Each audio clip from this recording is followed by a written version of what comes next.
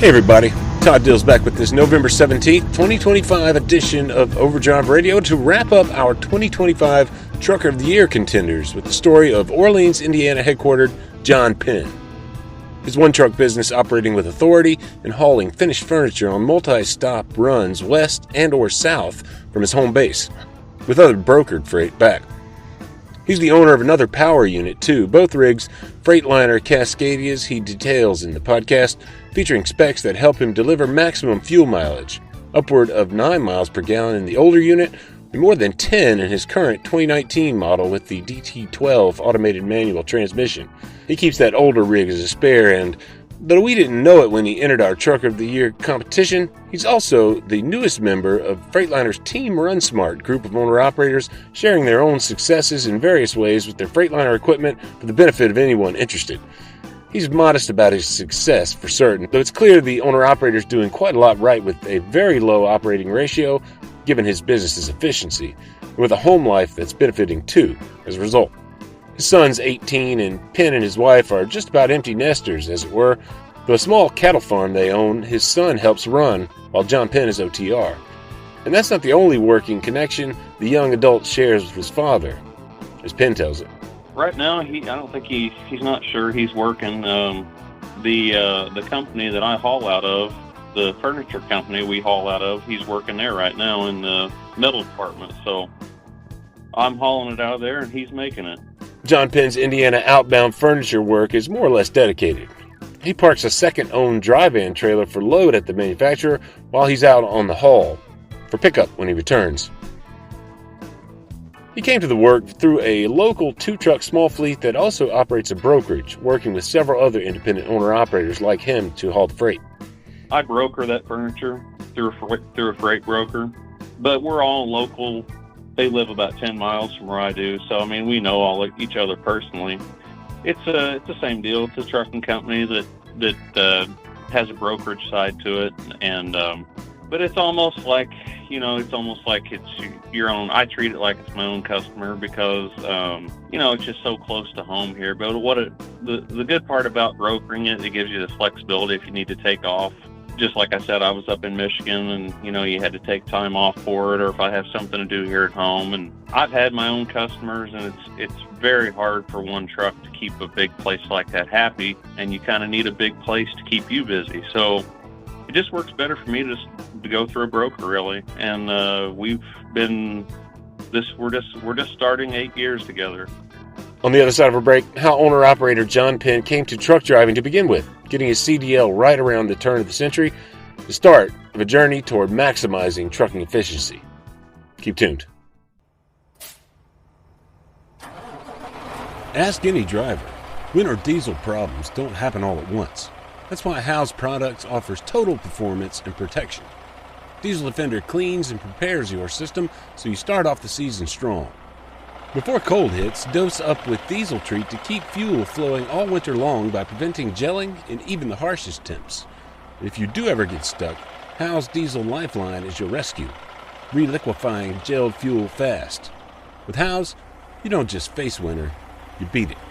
Visit HOWES, HowesProducts.com for more. I got my CDL in 2001. And I don't know how there was a local company here. They're out of business now, but they hauled propane, gasoline, and hot oil that's for the asphalt plants. And he actually got a hold of me, and like I said, that's a good thing about living in a small town. Everybody knows everybody's business. I guess somebody told him I got my CDL, and he called me, wanted to work for him on a Saturday. And I did, and so that's kind of what got my foot in the door with trucking. Is I started out with hazmat. That's something a lot of people don't do, I would guess. But it was it was nice because it was right here in my hometown.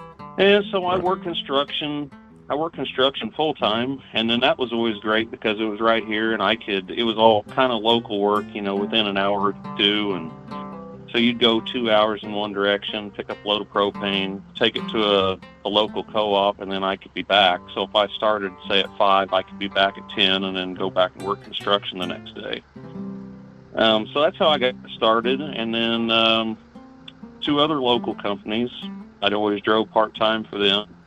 So for probably my first, I would say 7 years in the industry, I was a part-time driver. I'd run weekend loads for people. I'd do that. And at one time, I was working for 3 different people here in my hometown. Just run a trailer here, run a trailer there.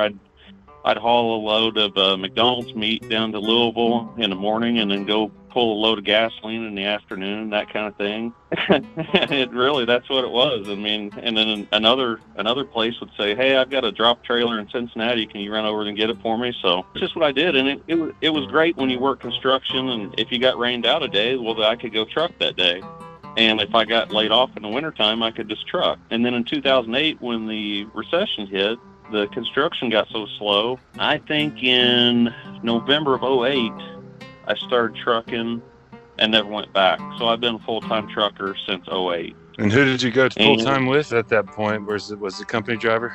I was a company driver. I think that was November of 2008. I started working for a local place here in town that pulling reefer, drove over the road. June of 2009, I hired on with a company called Air Liquide. Have you ever heard of them? It's a French-owned company, and they were in another local place. It was an hour from home, and it was a great job. It really was. I mean, and all we did was hauled carbon dioxide. So a lot of my career has been hazmat and tanker work with day cabs, right. But every once in a while you do a long run, and so I worked for them until I got my own authority. I always knew I wanted to own my own truck. I just didn't know how. And I always talk about that with people. But I worked at night a lot when I worked for them. And I mentioned Kevin Rutherford before. Yep. I couldn't tell you how many. I just tried to educate myself at night. I would download podcasts. I would listen to podcasts all night long. How to buy your fuel right, fuel tax, just every single, facet of the industry I tried to learn while I was a company driver. And then I made the leap. I haven't been leased to a company. I went from company driver to an independent. Bought a truck too along that line. What was the first truck that you bought, and what's the story there? I would guess that you probably had a lot of the infrastructure for the business in place before you got the truck, but maybe that might not be the case. No, I didn't. Okay. It was one of those things where I jumped out of the airplane and built a parachute on the way down. And no, I really, to be honest with you, I've had a lot of luck, and but it seems to have worked out somehow. My first truck was a 1994 9400 International. It had a B model mechanical Caterpillar in it with 391 rear ends.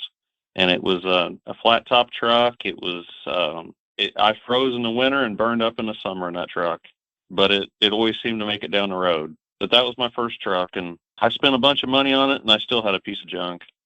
To be honest with you, it never let me down, but it never was something I was really comfortable with. It was my first truck. I paid $5,000 for it, sunk a bunch of money in it before I put it on the road. And that's one thing I tell people too. You're better off having a truck payment, I think, a reasonable truck payment, than having a piece of junk that's not reliable. Luckily, I've got some mechanical ability, but if you don't, I mean, the downtime will kill you more than the repair will. I think you're better off having a nicer truck, a more reliable truck than going the route I did. But like I said, somehow it worked out, and but I was lucky that it didn't that it didn't just leave me on the side of the road 1,000 miles from home. I think I found that one on Craigslist that was in Versailles, Indiana. It's about probably, I would guess, 75, 80 miles away. I called the guy and asked him a few questions, and I thought, well, how could I go wrong with 5,000? I don't have so I didn't have my own authority or anything. I just went and got the truck and brought it home and put it in the barn. And I thought, I'm going to work on it. I was still a company driver. I'll work on it a little here and there. And then when I get ready to put it on the road, it'll be ready. And I thought I don't have a payment on it. It's just sitting there. It's not insured or anything. So it's not really costing me anything. No, I didn't have any kind of plan what I was going to do. My thought was I wanted to pull a step deck because I thought there would be better money in that than a drive-in. And I'd been a pulled reefer, and I didn't really want to do that anymore. So I thought I want to buy a step deck, and I got to looking at step decks. Well, one day when I was coming back from Louisville, Kentucky, I was on Highway 64, right there at the rest area, right before you get to the rest area, Dale, Indiana. Anybody that runs that road knows what I'm talking about. A guy with an really old Peterbilt passed me, and you could tell it was old because how narrow it was. And he was pulling a beautiful step deck, 53-foot step deck, all polished out, 4 toolboxes, ramps, load levelers, the works. And I thought, I got on the radio and just asked him about it. I said, hey, I like your step deck. Can you tell me anything about them? I'm looking to buy one. And he said, actually, this one's for sale. I said, really? This was all on the radio. He had bought a double drop trailer. So he had that one sitting at home, and he just wanted to run it, and he had that one for sale. And he said, yeah. He goes, I'll pull in this rest area if you want to take a look at it. And I said, sure. I pulled in there. We talked for an hour or so. I looked it over, and I ended up buying it. And so that's how I got in step deck. And then in 2015, I bought a drive-in also, and did a little bit of drive-in work, a little bit of step deck work, and I sold that truck. I sold the International. I ended up buying a 1999 Kenworth T600. I think I bought it in 16 and ran it for a while, kind of the same thing. And then 2018 is when I bought my first Cascadia. And that's right when I started with the furniture. And pretty much that's what I've been doing since then. Furniture out and then whatever I can back with brokers. Okay. It was a used truck. I bought it from Premier Truck in Joplin, Missouri, and it was a 5-year-old truck. It was a 2014. I bought it in 18, but it was they probably started actually driving it in 13. Yeah. So it was had like a little over 500,000 miles when I bought it, and I bought it because I thought I wanted to start running farther over the road, like going to California. And so I wanted something that was much newer. It was compliant to go to California, and not to be a Freightliner commercial, but that's when everything really did turn around in our business. I mean, we always made it, but since 18, that's when things have really turned around for us. And I really started focusing on fuel mileage. As I noted up in the introduction, owner-operator John Penn would wring upward of 9 miles per gallon out of that truck, even more out of his next one, as you'll hear. And though he's modest about his planning in those early days of business, the old jumped out of the airplane and built the parachute on the way down, there's luck in every success story, for sure, yet Penn was, in fact, planning, learning along the way. Around the same time he got that Cascadia, he'd also moved to improve his expense accounting with Kevin Rutherford's Profit Gauges software for profit and loss records assist. I started that in 15. That's when I started using Kevin Rutherford's accounting. Okay. And but I'll be honest with you, like in 14 when I started, you think, now I look back and I think, how could somebody not track their numbers, and how could now you ask me what's my fuel cost, what's the cost to break even, and all this, and I could tell you, right off the bat. But back then, I really didn't know, and after I had my taxes figured for 14 in March of 15, I realized I had to do something different. I've got to start actually running this like a business. Have you ever heard of Dave Ramsey? That's what he calls it, stupid tax. Kind of learn through, your mistakes, hopefully. Yeah. But when I did get my first Cascadia, that's when everything started turning around, and I averaged 7.86 with my Kenworth. Which I was always pretty proud of. My first truck, the International with the mechanical, I averaged 7 miles a gallon with that truck, which is pretty good for a mechanical truck. But then what did I say? 7.86 with the Kenworth. When I got my first Cascadia, I ran that truck 476,000 miles, and it averaged for lifetime 9.37. And with with my new, well, it's not new. I bought it used. That's kind of what I've been doing. Buy a 5-year-old truck and then every 5 years get another 5-year-old truck. Mm-hmm. It works well for me. So I've had this truck. I've got a 19 Cascadia now. Bought it from the same place in Premier in Joplin, and I put 167,000 miles on this truck, and it's averaging 10.45 for its lifetime with me. Are they Detroit powered, these? Yes, they are. My first one was a DD15, and I got a heck of a deal on it. It was a DD. It was what I was looking for. That's why I went that far to get it. I flew out there and then drove it back. It was a DD15, 505 horse. It had a direct drive 10-speed with a 250 rear end, and it's a 6x2. The front axle's powered, but the back axle's a tag axle. And I got a heck of a deal on it because people didn't want it. They didn't want it because of the 6x2.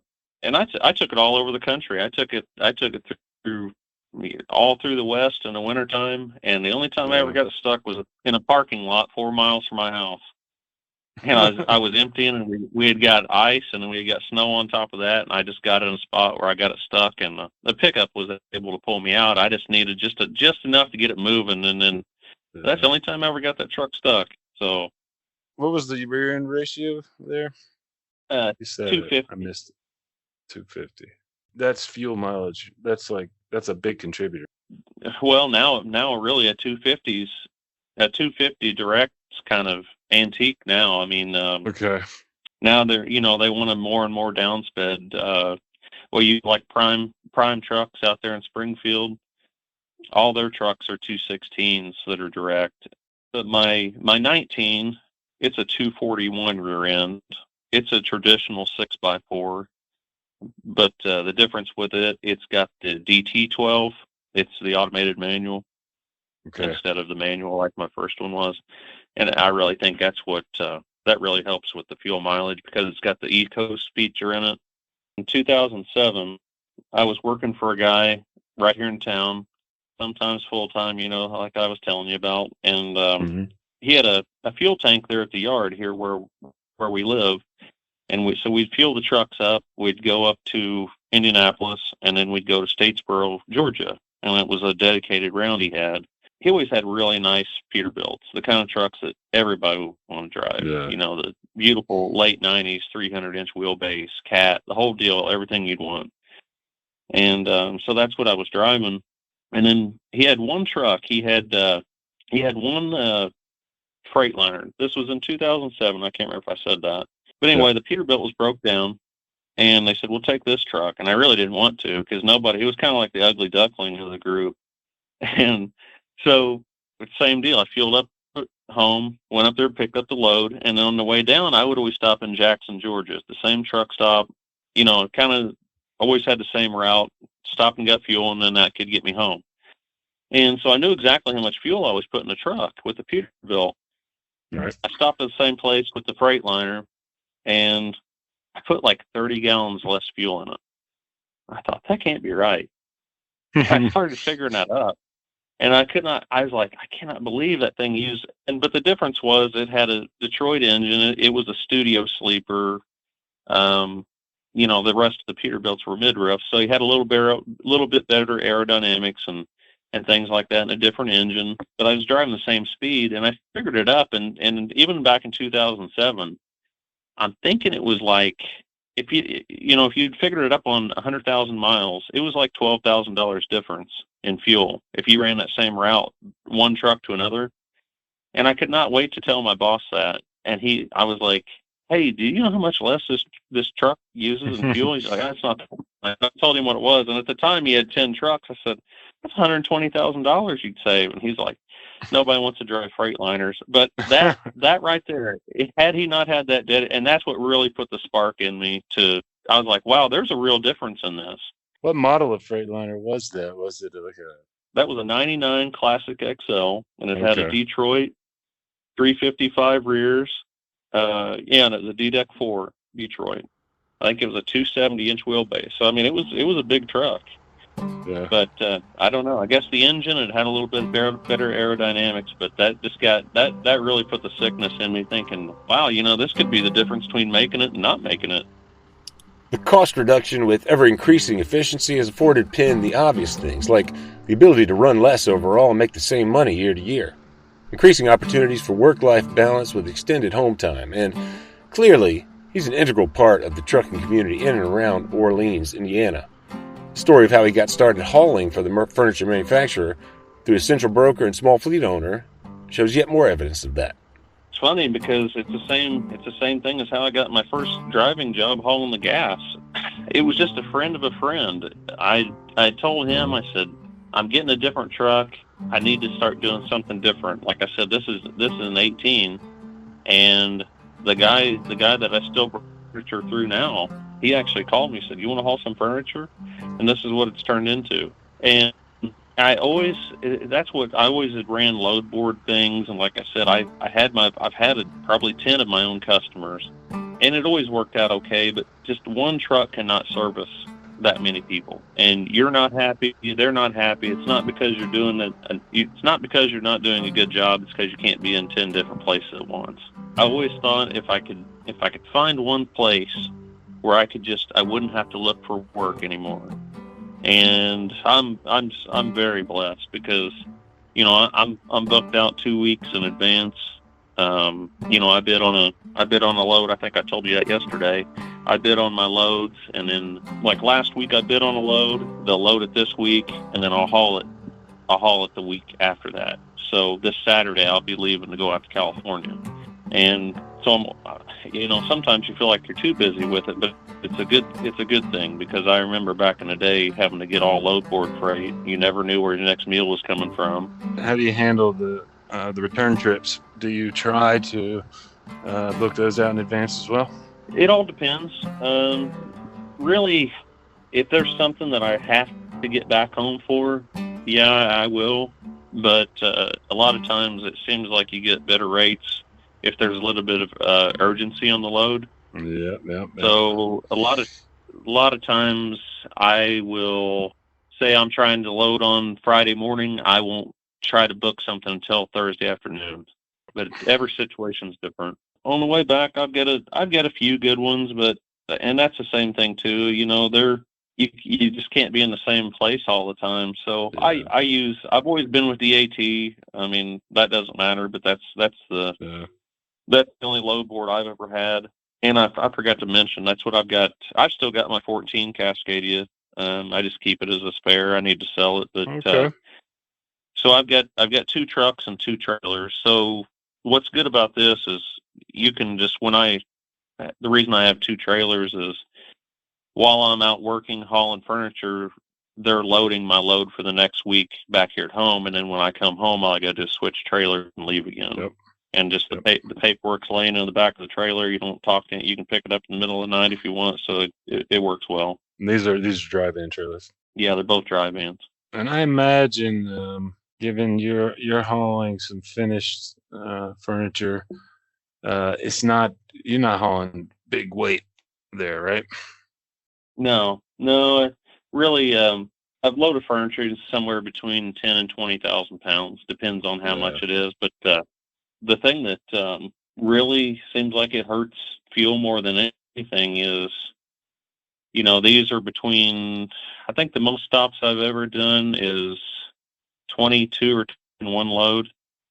Right. But most of these I probably average 15 stops a load. But it's a lot of city work, a lot. I go to Texas a lot. You might have 5 stops, and you might have like 1 stop in Little Rock, 5 in Dallas, 1 in Waco, a couple in Austin, a couple in San Antonio, and sometimes they end down in like Edinburgh, Texas. Yeah. So yeah, that city work's a killer sometimes. Yeah. I don't know what it is. A lot of people just don't like to make the stops. They like the one pick, one drops. Yeah. And even though I think it's fairly easy work, the hard part of it really is all the scheduling, trying to keep all that together. One stop messes up and it's like a domino effect to all the rest of them. If I say go to like down to Laredo, A lot of times I'll leave on, say, either a Sunday afternoon or a Monday morning, and a lot of times I'll get back on a Saturday, and then I go, unless it's a weekend delivery, which a lot of them aren't. And the good thing where I live, we were talking, I live in kind of in between Louisville and Indianapolis. A lot of times I'll bring the load home for the weekend and then go deliver on Monday, and then maybe run something shorter the next week, and then do kind of long, short. So, but the California deal, usually I'm gone. This one's not as many stops. It starts in Lubbock, Texas, El Paso, Phoenix, Los Angeles area, and ends in San Diego. Okay. So, but most of the California trips, by the time you got to do the 34-hour break, because if I go to, say, South Texas, I don't have to take a 34-hour break, but I can't make the Californian back without doing one. So I'm gone about, it takes 12 days. Usually I'm gone about 10. If you count the one you leave on and count the one you get home on. That's a long trip with all those stops, right? Yeah. Yeah, I don't go out there I used to go out there a lot more than I do now. Most of my stuff now is Texas, but I like to go out there a couple times a year just because I enjoy going out there, and my wife might go with me, and we're kind of make a little vacation out of it, kind of. Is she with you in the business in various ways? Does she help out, or is she doing something else? She helps out some, but most of the time I do most of it. Okay. She had a business here at home. She had a nail salon here at our. We had a separate building on our property, and I think that's harder on your body than you think. She had started having some like tingling on her arms and things, and I think it's from always looking down. She had started having problems with her neck, so she had to retire from that. And so she's a stay-at-home mom, and like we're just starting the whole empty nest thing. Like I said, we just. Our son just graduated, so we're going through a lot of transitions right now. It's a big change, seriously. Whenever your kids are, especially before they can drive, they're the center of your world, and that's one thing. That with me being gone so much, that we were lucky that my wife could be here and take care. Somebody's got to be here to take care of the kids, and so that's a big job being here by yourself all the time, or a lot of the time. I've actually since 2021, we talked about 2021 was the best year I ever had trucking, probably like a lot of people. We had a big goal to I wanted to be completely out of debt by the time before I was 40. And so that's what I work like a madman in 2021. It's the expression, make hay while the sun's shining. And I was trying to make hay. And so we did well in 2021, and got all our business debt, all our personal debt, house paid for, and that's what like I said, I've been so blessed in this industry. When I went to go buy my 19 Cascadia, I just wrote a check for it, and so I don't work nearly as hard as what I used to. Now I'm about 85,000 miles a year. I take some time off in the winter, and now starting with the Team Run Smart, I take time off for that because that's just stuff I enjoy. I've wanted to be part of that for, probably the last 10 years, and they had an opening and I applied for it. So yeah, I'm loving that. I just happened to see it the last day you could apply for it. It was the last day of March, and I applied for it, and then it was a long process. So I think officially I just started with them mid-July. They've got the new Gen 5 coming out, so we've been making videos about all the options on the Gen 5 and all the safety features, and they've improved the aerodynamics. And so yeah, I've just started with them, and I like being part of it. It's a thrill for me because I'm kind of in. That's my thing, is I love trucks, and I like being on the cutting edge of all this technology and kind of seeing the stuff before it comes out, and it's a lot of fun for me. It's challenging though. It's not as easy as what I thought it'd be when the camera's pointed in your face and they say, okay, now perform. And it's not as easy as what I thought it would be. Probably the reason I got that is from YouTube. If you want to look at my YouTube channel is JP Transport. Yeah. The reason I started doing that is a lot of it, when you're on the road, you've got 10 hours at night to do nothing. Seriously, it's a lot of boredom. So I thought I'm going to start a YouTube channel, and because a lot of times why it took me so long to get my own authority and get my own truck is because there was so much negativity in the industry of, it's a money pit. Don't do it. Yeah. You're better off being a company driver.